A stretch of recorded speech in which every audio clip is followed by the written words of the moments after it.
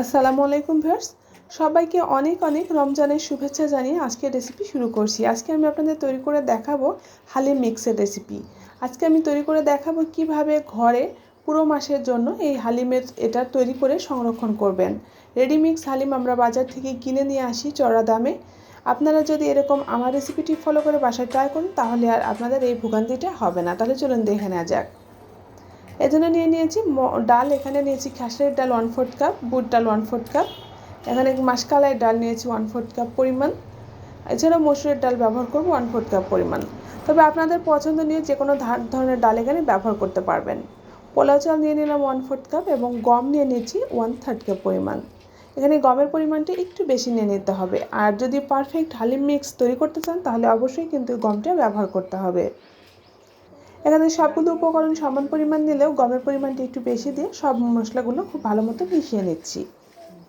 আমি যেভাবে হালিম মিক্সটা তৈরি করব এভাবে যদি তৈরি করে রাখেন তাহলে কিন্তু রমজানের আগে তৈরি করে রাখলে পুরো মাস জুড়ে আপনারা যে কোনো সময় হালিম রান্না করে খেতে পারবেন। আমি ব্লেন্ডারে উঠিয়ে সবগুলো এরকম গুঁড়া করে নিয়েছি। একেবারে মিহি পাউডার করা যাবে না, একটু দানা দানা করে গুঁড়া করে রেখেছি। এখানে হালিমের মশলার জন্য কিছু মশলা নিয়ে নিয়েছি, আমি সব এক এক করে বলে দিব।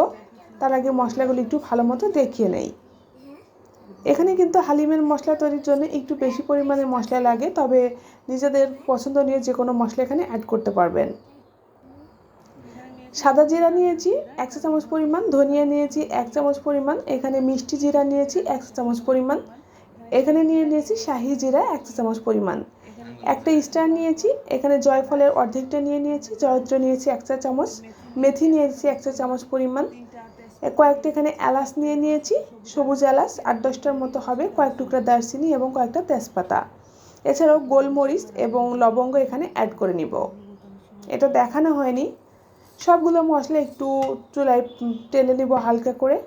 মশলাগুলো হালকা যখন স্মেল ছড়াবে তখনই কিন্তু এটা নামিয়ে নিতে হবে। অনবরত নেড়েচেড়ে মশলাগুলো একটু ফ্রাই করে নিব। এগুলো কিন্তু একেবারে পুড়িয়ে ফেলা যাবে না, তাহলে মশলার ফ্লেভারটা নষ্ট হবে, ইভেন মশলাটাও তেতো হয়ে যাবে। ভেজে হালকা ঠান্ডা করে নিয়ে তারপরে এরকম ব্লেন্ডারে গুঁড়া করে নিয়েছি। এটা কিন্তু মিহি পাউডার করে নিতে হবে। কি নাইস একটা স্মেল ছড়াচ্ছে, যখন বাসায় ট্রাই করবেন তখনই বুঝতে পারবেন। এটা কিন্তু একেবারে পারফেক্ট হালিম মিক্সের চেয়ে কিন্তু পারফেক্ট হবে, যেহেতু ঘরে তৈরি, স্বাস্থ্যসম্মতভাবে এটা তৈরি করা। ভিউয়ার্স, তাহলে এটা বাসায় ট্রাই করে রেখে দিবেন পুরো মাসের জন্য। যখন মেহমান আসবে বা নিজেদের খেতে মন চাইবে জাস্ট রান্না করে ফেললেই কিন্তু হয়ে যাবে। এই পাউডারটা আপনারা শুকিয়ে রেখে দিতে পারবেন বা ফ্রিজে রেখে দিতে পারবেন 1 মাসের জন্য। রান্না করার ঠিক 8-10 ঘন্টা আগে ডালটা ভিজিয়ে রাখবেন, তাহলে কিন্তু পারফেক্ট মশলা তৈরি করে নেওয়া যাবে।